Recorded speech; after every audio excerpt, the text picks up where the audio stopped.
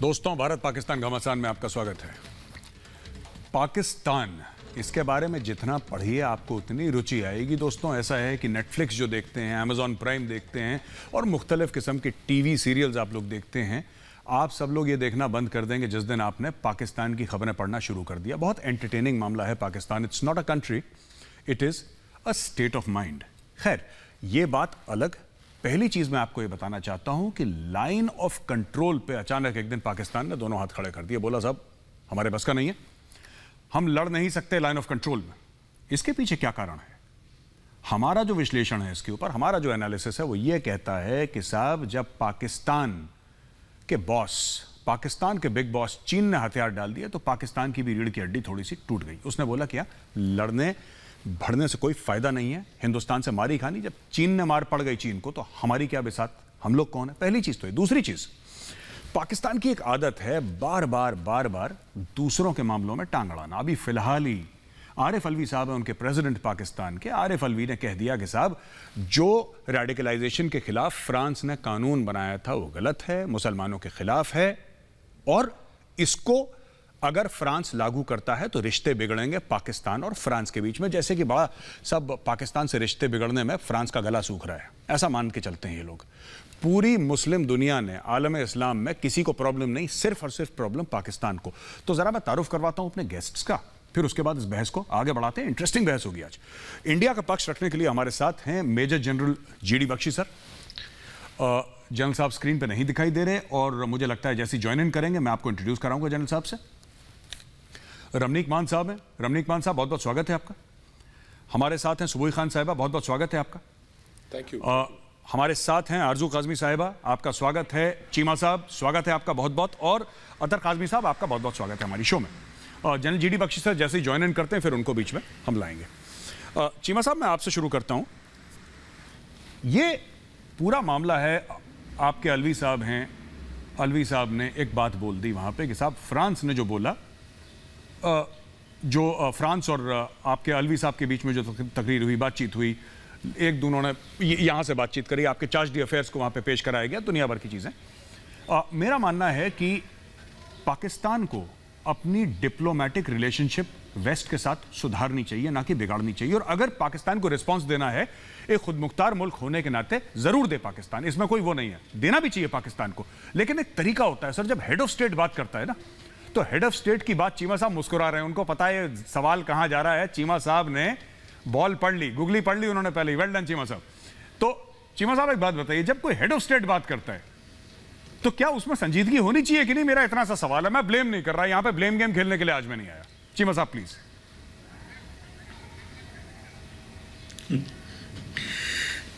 देखिए जी, मेरी जाती राय इस मामले में यह है कि पाकिस्तान की जो पॉलिटिकल लीडरशिप है उसकी जो प्राइमरी कंसिडरेशन होनी चाहिए वो है कि ग्लोबली कैसे कनेक्ट होना है और किस तरह मामलात को ठीक करना है, जेल होना है किस तरह इंटरनेशनल कम्युनिटी के साथ। और हमें ये जो इंटरनेशनली ये जो उम्मा के मसाइल हैं वो फॉर अ मोमेंट छोड़ देने चाहिए। इस्लामोफोबिया की जो बहस है, ये मेरी ज़ाती राय में ये हमारा मसला नहीं है। हमें जिस चीज़ पर फोकस करना चाहिए वो कनेक्टिविटी, ग्रोथ और डिप्लोमेटिक टाइज को स्ट्रॉन्ग करने में करना चाहिए। हमें, हमारे जो सदर साहब ने बात की है, मैं अगर हम इस तरह की बातें करेंगे तो मगरब हमें 10 बातें कर सकता है कि भाई तुम्हारे मुल्क में इस तरह हो रहा है, इस तरह माइनॉरिटीज़ के बारे में। सो वो काम ना करें जिससे हमारे लिए मुश्किल पैदा हो जाए। सो ये एक होता है कि जब अदारा, एक सियासी जमात जब एक अदारे की शक्ल इख्तियार करती है, रियासत को रिप्रेजेंट कर रही होती है, तो उनका जो स्ट्रक्चर होता है बात करने का वो रियासत का होता है, वो सियासी जमात नहीं रह जाती। लेकिन अनफॉर्चुनेटली एट टाइम्स पूरी दुनिया में ऐसे होता है, हमारे भी यहाँ होता है कि जो लीडरशिप होती है वो political for some brownie points and political point scoring के लिए इस तरह की दे देते हैं कि जिससे उल्टा हमें फायदा होने की बजाय नुकसान होता है। सो आप बात करें, मुझे पता है कि सऊदी अरब ने जब फ्रांस में मामलात खराब हुए, चार्ली एब्डो का कत्ल वो हुई थी, नाइफ हमले हुए थे, तो उन्होंने फ्रांस के साथ सॉलिडारिटी शो की थी। हमारे यहाँ पे चीज़ें जो हैं, हमने दहशतगर्दी की जंग तो लड़ ली है, लेकिन हमें समहाउ जो डी रेडिकलाइजेशन है वो करने की ज़रूरत है। और हमें मामलात को जो है वो पॉलिटिकल, इकोनॉमिकली देखना चाहिए। ये जो मजहबी एंगल है थोड़ी देर के लिए देखना अगर हम कम करेंगे तो उससे हमें ग्लोबल कनेक्टिविटी में आसानी होगी। हमने दहशतगर्दी की जंग लड़ी है, दुनिया ने इसको एक्सेप्ट किया है, लेकिन इसके साथ साथ हमें अपना एंगल भी और मजीद क्लियर करना होगा। जी जी बिल्कुल बिल्कुल। रमनीक मान साहब, मैं आपके पास आता हूं। चीमा साहब ने तो बोला कि ठीक है, ये सियासी जमातें जो हैं, पॉलिटिकल पार्टीज हैं, जब वो रिप्रेजेंट करती हैं स्टेट के इंस्टीट्यूशंस को, तो थोड़ा सा एहतियात बरतना चाहिए क्या बोलना है क्या नहीं बोलना, क्योंकि जब पाकिस्तान का हेड ऑफ स्टेट बोलता है फ्रांस को, तो जाहिर सी बात है उसका इंपैक्ट अलग होता है। इमरान खान बोलते हैं तो उसका इंपैक्ट अलग होता है। मैं और कुछ बात आपसे करना चाहता हूं रमनीक जी। ये जो इन्होंने बात करी ना चीमा साहब ने कि रेडिकलाइजेशन है, डी रेडिकलाइजेशन है, मुझे तो कहीं ना कहीं लगता है इमरान खान मुझे हाईली रेडिकलाइज्ड लगता है आदमी। उनको तालिबान खान, तो मेरे कई पाकिस्तानी दोस्तों ने उनका नाम मतलब ये अक्सर रिपीट करते हैं तालिबान खान। मुझे खुद लगता है क्योंकि एक जमाने में बड़े लिबरल टाइप के हुआ करते थे साहब ये, एंड ये शान होते थे कई पार्टीज की, कई नाइट क्लब्स की लंदन में और मुंबई में। लेकिन फिर ये तालिबान खान बन गए 2013-2014 के बाद, इनका पूरा रुख बदल गया खान साहब का। और आज की तारीख में ये है कि he seems more radicalised than the rest of the people. ये पूरा मुआशरे का रेडिकलाइजेशन है। यहाँ पे सिर्फ ऐसा नहीं कि एक कोई खास तबका है जो रेडिकलाइज्ड है, यहाँ पे ऊपर से नीचे देखिए एक्सेप्शंस हर समय हैं और हर समय होते हैं। हमारे यहाँ भी एक्सेप्शंस हैं, पाकिस्तान में भी एक्सेप्शंस हैं। लेकिन मान साहब, ये बड़ा खतरे की घंटी है कि जब पाकिस्तान के प्रधानमंत्री, पाकिस्तान के राष्ट्रपति जाके दूसरे देशों के प्रति ऐसे बयान देते हैं, मैंने तो किसी को नहीं देखा। वो सिर्फ लैटिन अमेरिका की कुछ कंट्रीज हैं, छोटी मोटी कुछ स्क्वायर किलोमीटर की, जहां पे ऐसे जिसको कहते हैं गैर संजीदा किस्म के बयान लोगों को दे देते हैं। लेकिन पाकिस्तान अपने आप को आलम इस्लाम का रहनुमा मानता है, कायद मानता है। पाकिस्तान कहता है हम न्यूक्लियर वेपन है हमारे पास। You know, it looks upon itself as the leader of the Islamic world. चाहे कोई माने ना माने, खुद को तो मानता ही पाकिस्तान। लेकिन मान साहब, ऐसा क्यों है? ये पूरा रेडिकलाइज हो गया मामला। मैं बताता हूं। पहले तो मेजर साहब, समझने वाली बात यह है कि जब सूरज ढल रहा होता है ना, तो ढलते सूरज के सामने एक बोने की परछाई भी बहुत लंबी नजर आती है।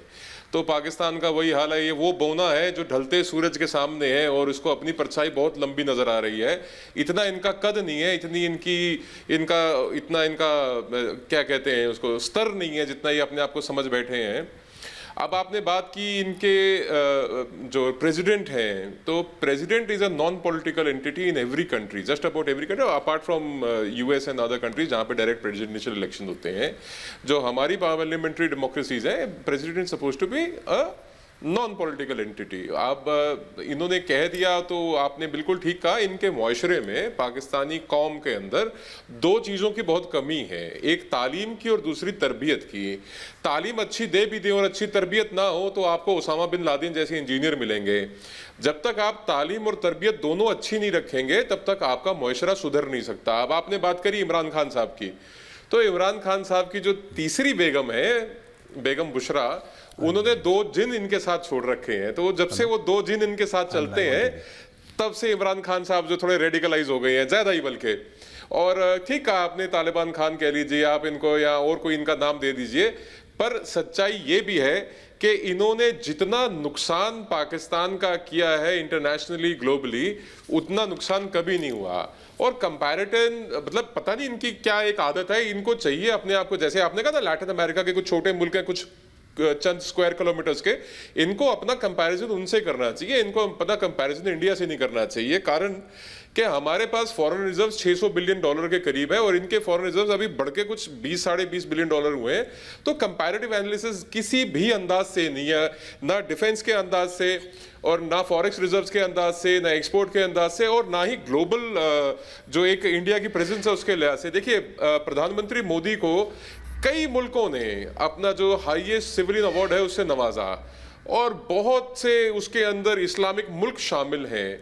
कई बार इनका OIC के अंदर इन्होंने कोशिश करी कश्मीर को उठाने की, उनको स्नब किया इस्लामिक कंट्रीज ने। तो अब ये वही है, बोने की लंबी परछाई, और वो सब कोशिश कर रहे हैं कि साहब हम ही हैं जो फ्लैग बेरर ऑफ इस्लाम है दुनिया के अंदर। आपसे पुराने और आपसे बड़े और आपसे बहुत मजबूत मुल्क हैं जो रेडिकलाइजेशन को छोड़ चुके हैं, जी बिल्कुल, प्रैक्टिकल मुल्क हैं। आप प्रैक्टिकलिटी के ऊपर आइए तो कहीं ना कहीं पाकिस्तान का सुधार हो सकता है, उससे पहले कोई गुंजाइश नहीं है। जी, अतर काज़मी साहब के पास जाता हूं। अतर काज़मी साहब, जब भी आपके सदर रियासत हैं या फिर वज़ीर आज़म है, आपके थोड़ी सी शाइस्तगी, थोड़ा सा ज़ौक़, थोड़ी सी एक ठहराव जिसको कहते हैं हम लोग हिंदी में, वो होना ज़रूरी है। ये इंडिया को भी जब बात करते हैं मोदी साहब से, जब खिताब करते हैं, ट्विटर पे भी जब बातचीत करते हैं इमरान खान साहब, तो मैं यहाँ पे देखिए, आपको बुरा भला कहने के लिए मैंने नहीं बुलाया, to be very honest with you, मैं ऐसी कोई बात नहीं कहूँगा नाजेबा किस्म की।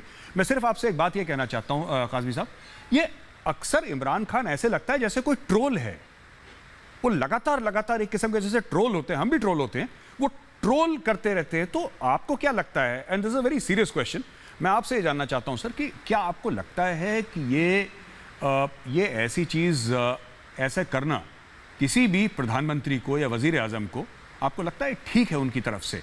एक तरीका होता है, एक रियासत का एक तरीका होता है, एक फॉर्मेट है सर, एक डिप्लोमेसी होती है, आप बड़े सख्त अल्फाज में अपनी बात कह सकते हैं, लेकिन उसका एक रूट होता है, एक डिप्लोमेटिक चैनल होता है।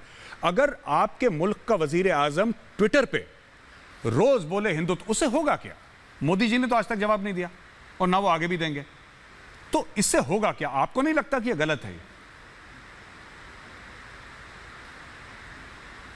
देखिए, बात यह है मेजर साहब कि जो सच्चाई होती है वो हमेशा कड़वी लगती है। अब इमरान खान साहब कोई मोदी को कोई गालियां तो नहीं देते, वो कुछ फैक्ट्स बयान करते हैं जो इस वक्त आपकी कंट्री में हो रहा है।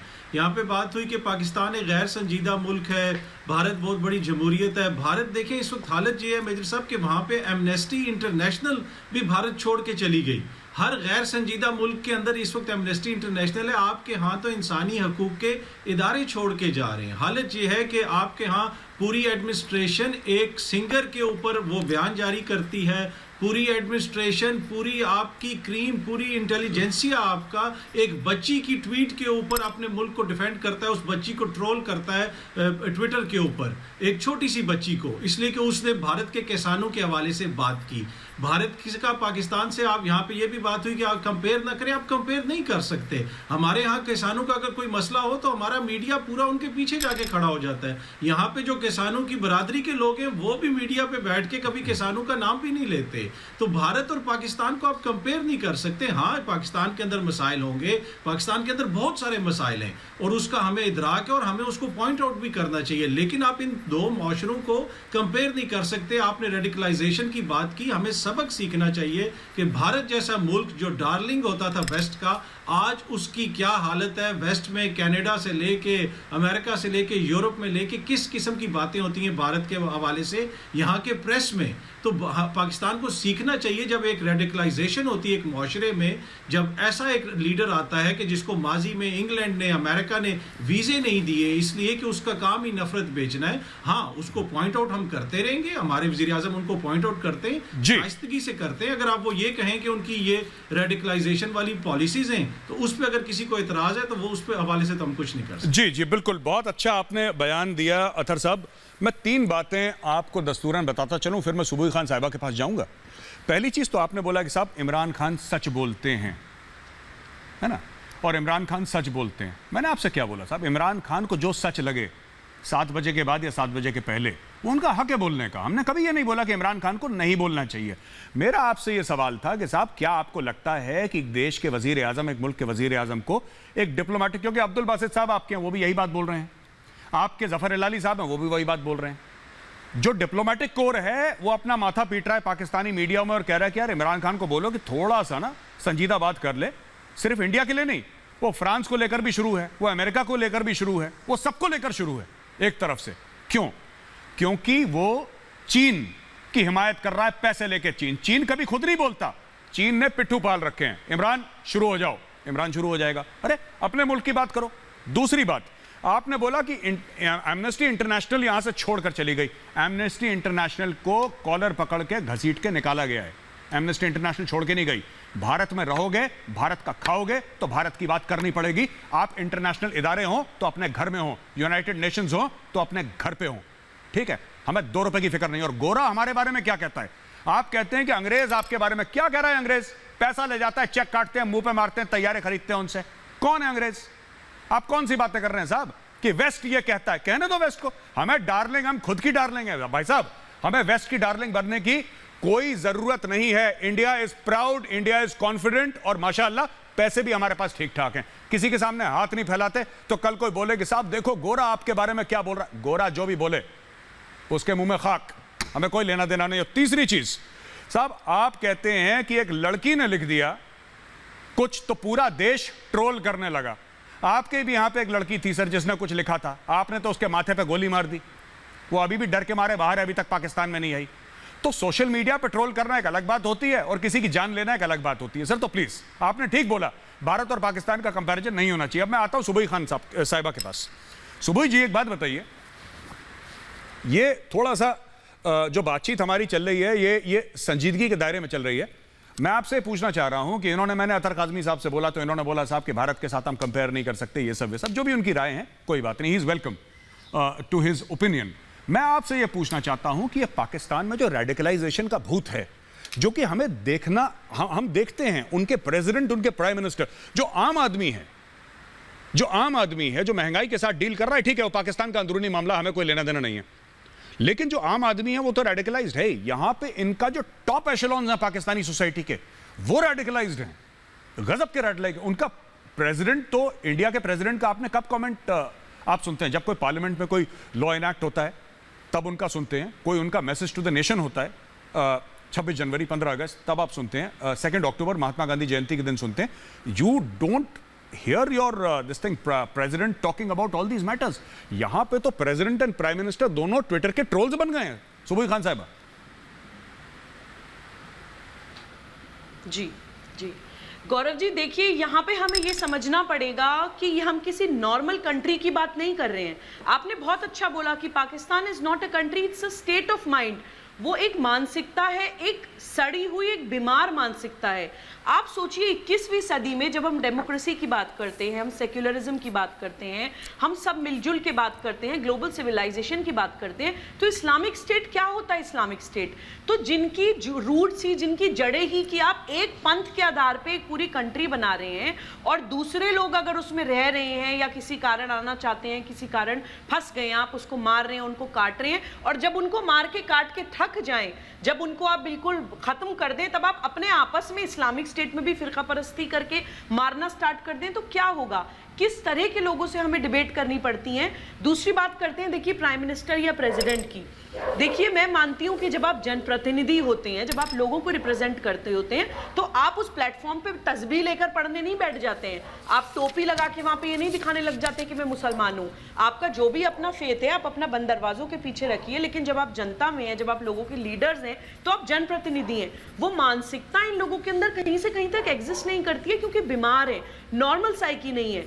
दूसरी बात अतर जी ने बहुत अच्छी बोली कि पाकिस्तान और भारत का कोई कंपैरिजन नहीं है। आप एथिक्स में मिला लीजिए, आप डेवलपमेंट में मिला लीजिए, आप ग्लोबल रिलेशनशिप में मिला लीजिए, आप विजन में मिला लीजिए।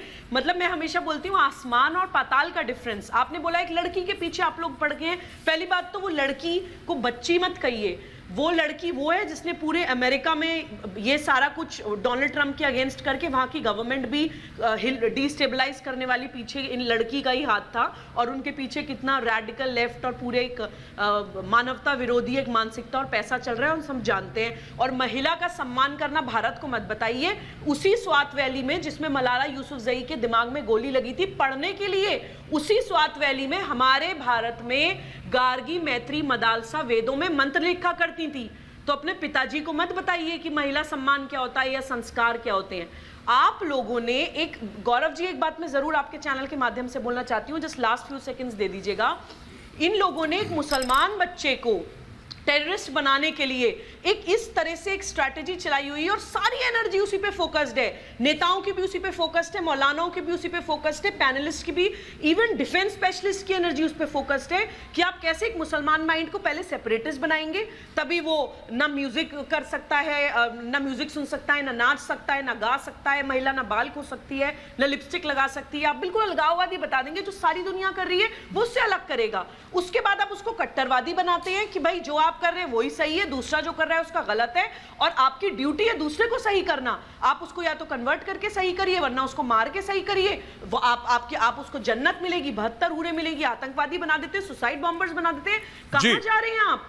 आपका टाइम खत्म हो गया है भाई साहब, क्योंकि अब मानवता जाग चुकी है, लोग जाग चुके हैं। आप कोई सुसाइड बॉम्बर बन के अपने अंदर बॉम्ब लगा के फटना नहीं चाहता है। आपका मुआशरा ही आपके खिलाफ खड़ा हो गया है। मैं जनरल जीडी बख्शी सर के पास आता हूं, उसके पहले आरजू काजमी से कमेंट्स ले लूं। आरजू काजमी जी, वही पुराना गाना जो मैंने पिछली बार कमर चीमा साहब के लिए मैंने 2 अल्फाज कहे थे, अब आपके लिए कहता हूं कि तुम जो इतना मुस्कुरा रही हो, क्या गम है जिसको छुपा रही हो? एक बात बताइए, बड़ी मुस्कुरा रही हैं। मेरा आपसे सवाल है आरजू काज़मी साहिबा, इमरान खान बात करते हैं आलम इस्लाम के बारे में, इमरान खान बात करते हैं कश्मीर के बारे में, इमरान खान बात करते हैं इस्लामोफोबिया के बारे में, पर इमरान खान कभी पाकिस्तान के बारे में बाहर जाके बात नहीं करते। मुझे क्योंकि ऑड लगता है, अगर हमारे प्रधानमंत्री नरेंद्र मोदी जी कहीं जाएं तो हम लोग ये उम्मीद रखते हैं उनसे कि जाएं भारत में इन्वेस्टमेंट लेकर आएं, जाएं नई नई टेक्नोलॉजीज लेकर आएं, इंडिया को कैसे फायदा हो सकता है डिप्लोमेटिकली, इकोनॉमिकली, उसके बारे में, और वो अपना खुद रिपोर्ट कार्ड पब्लिश करते हैं कि जी हमने ये करा है, ये नहीं करा, ये चूक गए, अगली बार करेंगे, इतना हो गया, ज्यादा हो गया, कम हो गया, राइट? क्योंकि इंडियंस ने वोट देके नरेंद्र मोदी जी को प्राइम मिनिस्टर बनाया है इंडिया का, तो इंडिया की बात रखते हैं। लेकिन मैंने कभी इमरान खान को नहीं देखा कि पाकिस्तान की बात करें। वो अपने आप को ऑटोमन सुल्तान या कोई खलीफा उस लेवल का समझते हैं कि पूरा पूरी आलम इस्लाम का उन्होंने ठेका ले रखा है। कभी ये पाकिस्तान की बात क्यों नहीं करते इमरान खान? ये किसने वोट दिया था इनको? पाकिस्तानियों ने नहीं दिया था तो किसने दिया था? जीएचक्यू रावलपिंडी के अलावा बात कर रहा हूं। ये क्यों बात करते हैं ऐसी उल्टी सीधी? नहीं मेजर साहब, मुझे नहीं लगता कि इमरान खान साहब कोई उल्टी सीधी बात करते हैं। अगर वो कहीं जाके कश्मीर की बात करते हैं तो वो असल में पाकिस्तान की ही बात कर रहे हैं, क्योंकि बहुत टाइम से, कई सालों से ये मसला चल रहा है कश्मीर का, तो जाहिर है पाकिस्तान और इंडिया दोनों इन्वॉल्व हैं और ये पाकिस्तान की ही बात हो रही है। और अगर एलओसी पे कहा गया है कि अब फायरिंग नहीं होगी और एग्रीमेंट किया गया है, तो ये भी पाकिस्तान की ही बात हो रही है। और अगर ये चीज ना हुई होती तो भी आप लोग ये कहते कि जी यहाँ पे जो है फायरिंग हो रही है और इतने लोग हलाक हो गए, इतने लोग जख्मी हो गए। लेकिन अगर कोई अच्छा काम हो रहा है तब भी आप लोग ऑब्जेक्शन कर रहे हैं, जबकि ये बात आपकी ही कही हुई है। कई बार आपने कई डिबेट्स में कहा है कि पाकिस्तान को सब चीजें छोड़ के इकोनॉमी और एजुकेशन, हेल्थ सेक्टर पे काम करना चाहिए 10 या 20 साल। अगर आपको याद हो, आप ही ने कहा था, और बिल्कुल मैं भी यही कहती हूँ। और मेरा ख्याल है पाकिस्तान उस तरफ ही जा रहा है कि वो इस तरह के लड़ाई झगड़े खत्म हो और एक दूसरे के साथ बैठ के टेबल टॉक हो सके, और तभी हो पाएगा कि पाकिस्तान जो है वो इकोनॉमी और बाकी चीजों के ऊपर काम कर सके। जहां तक आप लोग ट्विटर की बात कर रहे थे कि मोदी जी जवाब नहीं देते, तो हर इंसान अपनी मर्जी का होता है, हर एक जैसा नहीं होता। अगर इमरान खान साहब ट्विटर यूज करते हैं और अपनी बात रखते हैं तो अच्छी बात है। आजकल जमाना तो यही है कि लोग ट्विटर और सोशल मीडिया इस्तेमाल करते हैं और उन्हें पता होना चाहिए कि कोई प्राइम मिनिस्टर क्या सोच रहा है और क्या बात कर रहा है। मोदी जी अपने दिल ही दिल में बात करते हैं या आप लोगों को कह देते हैं। आपका मीडिया जो है वो जितनी बात पाकिस्तान की करता है और जिस लहजे में करता है, जिस तरह से पॉइंट आउट करता है, हर चीज को नेगेटिव वे में लेके जाता है, वो नहीं होना चाहिए। तो मोदी जी को भी कुछ पॉजिटिव बात करनी चाहिए। अगर कोई शिकायत है, कोई बात है, कोई पॉइंट है, तो उसको बिल्कुल ट्विटर पे रखें। लेकिन ये मीडिया पे, आपका मीडिया जितना नेगेटिव बात करता है, हमारा मीडिया उतना नेगेटिव बात नहीं करता। आप चेक कर सकते हैं। बाकी इमरान खान साहब बिल्कुल पाकिस्तान के प्राइम मिनिस्टर हैं, तो पाकिस्तान की ही बात करेंगे। कोई वो जाके बांग्लादेश या किसी और की बात तो नहीं करेंगे। जी आरजू जी, मैं जनरल साहब के पास जाने से पहले दस्तूरन एक दो बातें आपको बता दूं। आपने बोला ना कि आपका मीडिया नेगेटिव बात नहीं करता, मैं आपको व्हाट्सएप करके जरा क्लिप्स भेजूंगा तो आपको भी पता लगे जरा कि आपके मीडिया की भी शनाख्त हो जाए, आइडेंटिफिकेशन हो जाए कि कौन कौन क्या क्या करता। आपके मीडिया में भी बड़े बड़े तीरंदाज बैठे हैं जो तीर कमान चलाते हैं दिन रात। पहली चीज़ ये। दूसरी चीज़ ये कि हमने ये नहीं बोला कि इमरान खान कोई ऐसी बात, इमरान खान को जो कहना है कहे। हम तो कोई नहीं होते ना इमरान खान को बोलने वाले कि साहब आपको ये स्क्रिप्ट है आपकी, आपको इंडिया के हिसाब से। वो अपने हिसाब से बोलेंगे जो उनको बोलना है। मेरा कहने का मतलब है कि जैसे फॉर एग्जाम्पल अगर कराची में पानी की प्रॉब्लम है, राइट, कराची के पास आपका दरिया है, समुंदर है, तो अगर जाते हैं तो अरब कंट्रीज से डिसैलिनेशन की टेक्नोलॉजी भी मांग सकते हैं वो, राइट। आपके पास कोई ऐसा अस्पताल नहीं है पाकिस्तान में जिसमें state of the art liver transplant हो या किडनी ट्रांसप्लांट हो। कैंसर हॉस्पिटल एक दो तीन है वहां पे, लेकिन वो भी वर्ल्ड क्लास नहीं है। आप अरब कंट्रीज से बोले कि हमारे यहाँ हॉस्पिटल खोलें, they will open the world's best hospitals for you. आप देखिए सोलर एनर्जी, पाकिस्तान में बिजली का बहरान है। आपके यहाँ पूरा जो एरिया है वो बहावलपुर के इस तरफ का, जो पंजाब में बहावलपुर उस तरफ का, और पूरा थारपरकर का एरिया जो है वहां पे सर आपके पास इतना कुछ सोलर का है जो आप कर सकते हैं पाकिस्तान में, लेकिन आप वो नहीं करते। आप वही एक राग कश्मीर, और हमें क्या फर्क पड़ता है आप कश्मीर बोलें, आप 50 साल और कश्मीर बोलें, आप रज के कश्मीर बोलें, कोई तो सुनता नहीं। तुर्की ने हाथ छोड़ दिया, ईरान ने हाथ छोड़ दिया, और अगर तुर्की और ईरान आपका हाथ नहीं छोड़ते फिर भी क्या कर लेते हमारा, क्या कर लेते। 370-35 से हटा दिया, क्या कर लिया पाकिस्तान ने? इंडिया वहां पे है, वहां पे चुनाव हुए डिस्ट्रिक्ट लेवल के, क्या कर लिया आपने? ट्विटर के अलावा किसने क्या कर लिया? इसीलिए मैं आपसे कहता हूं कि कम से कम जाएं, जरूर कश्मीर की बात करें, बिल्कुल हक है आपका, लेकिन आरजू जी कभी कभी तो जो पाकिस्तान का गरीब है उसके लिए कुछ कर दें। 2.5 साल में इमरान खान साहब ये कह रहे हैं कि अब मैं सीख रहा हूं सरकार कैसे चलनी है।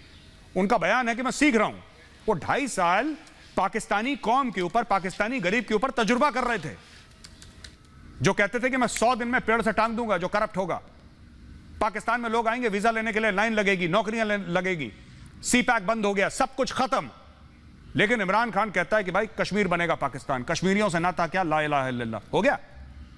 जनरल साहब के पास जाते हैं। सर आपने देखा sir, top to bottom radicalisation है general GD Bakshi sir, top to bottom radicalisation है पाकिस्तान में, with a few rare exceptions. Their PM is behaving like a troll, their president is behaving like a troll. आपको लगता है president Arif Alvi को यह बात कहनी भी चाहिए थी? एक तरीका होता है सर, डिप्लोमेटिक चैनल से आप कहें और सख्ती से अपनी बात करें, बिल्कुल सख्ती से अपनी बात करें, लेकिन आप ट्विटर पे एज अ नॉर्मल, इतना तो मैं भी ट्रोल नहीं करता सर शेख रशीद को जितना ये आरिफ अलवी और इमरान खान करते हैं। जरा इसके ऊपर जरा अपने बयान दीजिए sir, your comments please. Thank you Gaurav. ऐसा है कि जब पाकिस्तान को एस्टैब्लिश किया गया था, जो उसके फाउंडर थे मोहम्मद अली जिना, हिज कॉन्सेप्ट ऑफ पाकिस्तान वो बहुत ही अलग चीज थी कि यहाँ पे माइनॉरिटीज खुल के अच्छे आराम से रह सकती हैं। Then general Ziaul Haq happened to Pakistan. He decided, उन्होंने फैसला किया कि पाकिस्तान एक नॉर्मल मुल्क नहीं रहेगा, एक वो ब्रिजहेड बनाएंगे एक्सपोर्ट ऑफ जिहादी आइडियोलॉजी। पूरी दुनिया में जिहाद और टेररिज्म एक्सपोर्ट करने का वो सेंटर बना के छोड़ा, जहां पे बेचारे हिंदू, सिख, क्रिश्चियंस वगैरह का तो जीना हराम करके रख दिया ऐसा। और वो तो साहब दरकनार की उनके अपने लोगों का क्या कर रहे हैं। ये जहां इनसे दिल उब गया, मार मार के खत्म कर दिए। कहां 18%, 21% होते थे हिंदू, वहां पे आज 2% से कम रह गए हैं। तो अब ये अपने शियाज के गले रेतने शुरू कर दिए हैं, अपने अहमदिया के तो बहुत पहले से रेतने शुरू कर दिए थे। अब वो कश्मीर का राग लेके बैठे हैं। अब वो जहां भी कोई फसाद होता है, चाहे सीरिया में हो, चाहे लीबिया में हो, चाहे अजरबैजान में हो, वो वहां जाके कूद पड़ते हैं। एक अपना एक्सपोर्ट है टेररिज्म, इंटरनेशनल टेररिज्म है। जहां भारत ने आईटी में इतना जो यहां प्रोग्रेस किया है, ये इंटरनेशनल टेररिज्म कर रहे हैं, ये गधे बेच रहे हैं और बुरे हाल हो गए इस मुल्क के। अपना तमाशा बना लिया है पूरी दुनिया के सामने। ये कर्टसी जनरल जियाउल हक, जनरल जियाउल हक की जो रियाया है, जो उनकी एस्टैब्लिश्ड कायनात उधर उन्होंने कहा वहां कर दिया है एक सिस्टम, वो अभी तक चला आ रहा है साहब। वो वहां पे इलेक्टेड प्राइम मिनिस्टर नहीं होते, सिलेक्टेड प्राइम मिनिस्टर ही वहां फौज टॉलरेट करती है। अब इमरान खान साहब एक बेचारे तो सिलेक्टेड प्राइम मिनिस्टर हैं, इलेक्ट तो वो हुए नहीं। जी सर। अब वो अपनी जो है लेजिटिमेसी दर्शाना चाहते हैं, तो एक ही तरीका है कश्मीर कश्मीर कश्मीर। अरे साहब दुनिया के कान पक चुके हैं। The world is fed up of your care act. जी सर, मैं सर आपको जनरल जीडी बख्शी साहब, पैसा है नहीं। मैं जी सर, प्लीज। मैं सिर्फ कह रहा था गौरव कि पैसा है नहीं, गधे बेच रहे हैं, बुरे हाल हैं इनके आवाम के।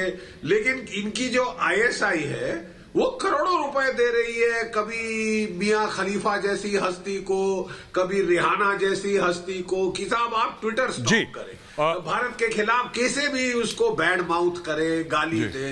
जी चीमा साहब, मुझे बीच में इंडिया के होम मिनिस्टर अमित शाह जी बोलने वाले हैं, तो हमें डिबेट अभी बंद करनी होगी। मैं आपको आखिरी कमेंट देता हूं सर, इसके बाद I take one more comment. 1 minute है चीमा साहब आपके पास। और सर एक बशीर बद्र का शेर है सर, बहुत पुराना, कि लोग टूट जाते हैं घर बनाने में, लोग टूट जाते हैं घर बनाने में, और हम तरसते नहीं बस्तियां जलाने में। तो मुल्क आपका कब नॉर्थवर्ड्स जाएगा सर, ये कब बंद होगी ये चीज? कश्मीर के बारे में जरूर बोलिए चीमा साहब, कोई नहीं रोकता आपको, कश्मीर के बारे में रोज बोलिए, लेकिन पिछली बार 30 सेकंड आप जवाब दीजिए, पिछली बार कब था जब इमरान खान ने जाके पाकिस्तान के आम आदमी के मसाइल के बारे में किसी मुल्क में बोला हो कि मुझे मदद चाहिए इस चीज के लिए? आप एक शानदार अस्पताल बनाइए, आप सोलर पार्क बनाइए, यहां पे बिजली की कमी है, पिछली बार कब बोला था? 30 सेकंड चीमा साहब। मैं मेजर साहब आपको यह बता दूं कि पिछले 10 साल में पाकिस्तान के अंदर एनर्जी ट्रांसफॉर्मेशन आ गई है। आपको पता है कि पाकिस्तान में हम एनर्जी डेफिसिट था, अभी हमारी बिजली भी पूरी है, गैस भी पूरी है, इंडस्ट्री भी चल रही है और कोई मसला नहीं है। अल्हम्दुलिल्लाह चीजें बहुत तेजी से ग्रो कर रही हैं। जब इंडिया 15 साल में ये जब इकोनॉमिक लिबरलाइजेशन और ग्लोबलाइजेशन की वजह से फायदे उठा रहा था, हम दहशतगर्दी की जंग लड़ रहे थे, लेकिन ये 5 साल में पाकिस्तान में इंफ्रास्ट्रक्चर ट्रांसफॉर्मेशन, एनर्जी ट्रांसफॉर्मेशन, ठीक है चीमा साहब, और अगले 10 साल सिर्फ इकोनॉमिक ग्रोथ की, और आप देखिएगा बिल्कुल करेंगे और लड़ेंगे। बिल्कुल चीमा साहब मैं आपसे माफी चाहता हूं, मेरा वक्त बिल्कुल खत्म हो गया। बस मेरे क्लोजिंग रिमार्क्स इतने ही हैं कि थोड़ा सा कश्मीर कश्मीर कश्मीर जरूर पाकिस्तान करे, दिन में 15 बार करे, लेकिन कुछ अपने मुल्क के गरीबों के बारे में और एक्सक्यूजेस ना बनाए पाकिस्तान कि हम तो ऐसा करते, क्योंकि आप एक्सक्यूज बना रहे हैं तो भारत को कोई इससे फर्क नहीं पड़ेगा। आप खुद से झूठ बोल रहे हैं और यह सबसे बड़ा गुनाह है। बहुत बहुत धन्यवाद आपका। मिलते हैं अगले हफ्ते भारत पाकिस्तान घमासान। मेरी टीम और मेरी तरफ से आप सबको जय हिंद।